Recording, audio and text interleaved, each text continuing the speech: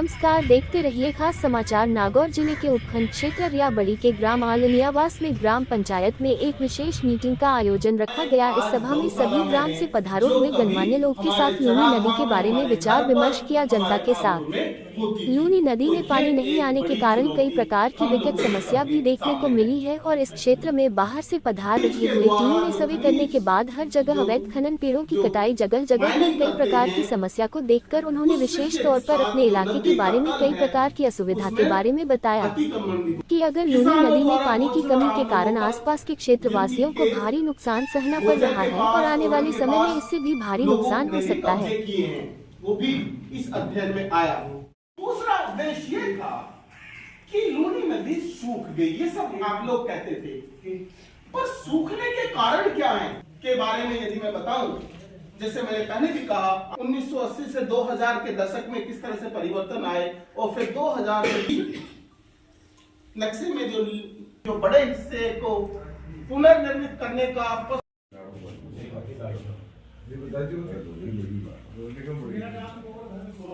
हमारे गाँव में लूनी नदी के बारे में विचार विमर्श किया तो बाहर से बदल हुए हैं हमारे अतिथिगण, उनसे मैं जानना चाहूँगा कि आज सभी ग्रामवासियों को जो आपने सूचना दी उसके बारे में जो भी ये मॉडल तैयार किए हुए हैं, जो अंगूर की है, तालाब की है, तेल या पेंदा के बारे में जो भी आपने पढ़े और सभी को आपने उसका विचार विमर्श किया उसके बारे में सर पहले आपका नाम बताइए। मेरा नाम अमन सिंह है और पिछले, जैसे मैंने अपनी बातचीत में भी कहा था कि पिछले 2-2.5 साल से हम लोग ये जो लूनी नदी है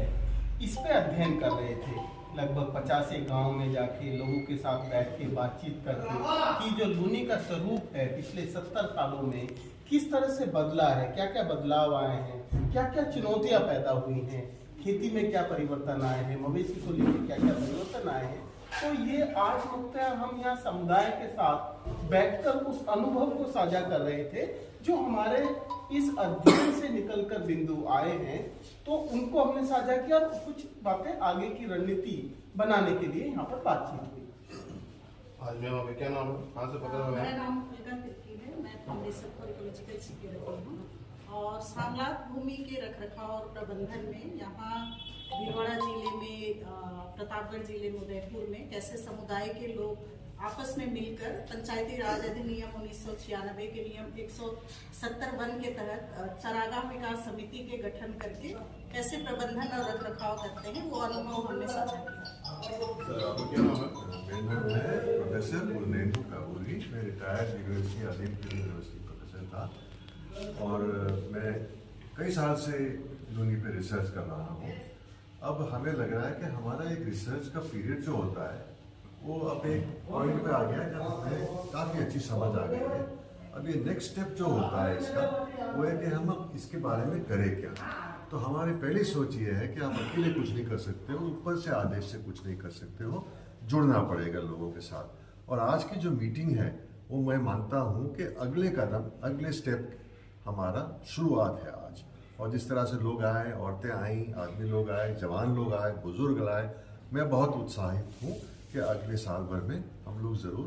कुछ छोटी छोटी चीज़ें, अब अपन आज सब समझ गए कि किसी एक चीज़ से लूनी की हालत ख़राब नहीं हुई, किसी एक चीज़ से देश का सत्यानाश नहीं, कई छोटे छोटे गांव हैं, वो सब मिलके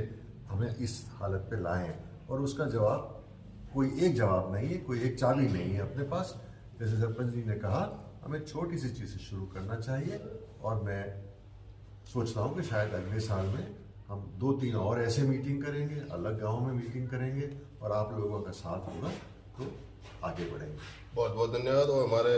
गांव के प्रतिनिधि है समाज सेवी ब्रह्मदेव शर्मा भी, जो गांव में कई लोगों ने भी कहा कि हमको इसके पता है, उसके बारे में कुछ विचार के लिए आपसे मैं भी थोड़ा बहुत विचार विमर्श करना चाहता हूँ। जो सभी को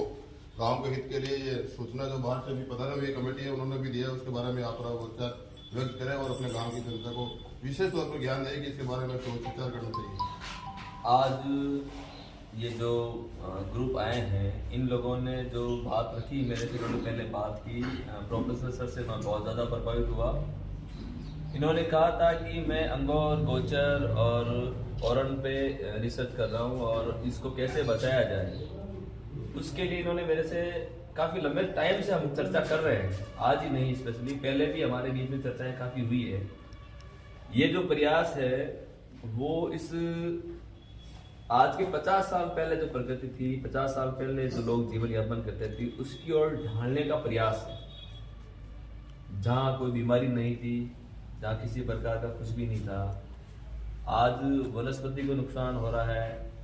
लोग अंगूर और औरन पे कब्जे कर लिए, अतिक्रमण बोलते हैं जिसको, और लूनी नदी के लिए ग्रामीण और सरकार दोनों ने मिलकर खनिज निकालकर इसकी दुर्दशा कर दी। लूनी नदी का इतिहास रहा है, कई दफे आईएएस और आरएस एग्जाम में इसके क्वेश्चन आए हैं कि ऐसी कौन सी नदी है जो शुरू होती है तो मीठा पानी होता है, आगे जाके पानी उसका खारा हो जाता है। उसका क्वेश्चन था, आंसर था लूनी नदी। लूनी नदी मारवाड़ की सबसे बड़ी नदी है और ये लुप्त हो जाएगी तो बहुत बड़ा विकराल रूप रहेगा हमारे आसपास के गांवों के लिए, पानी की किल्लत आ जाएगी। और जो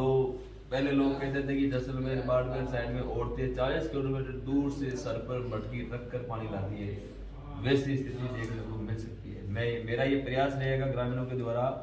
कि आप सब लोग साथ रहें, अपन एक छोटा सा प्रयास शुरू करें, अपने तालाब के ऊपर जो गंदगी है लोग सोच करते हैं,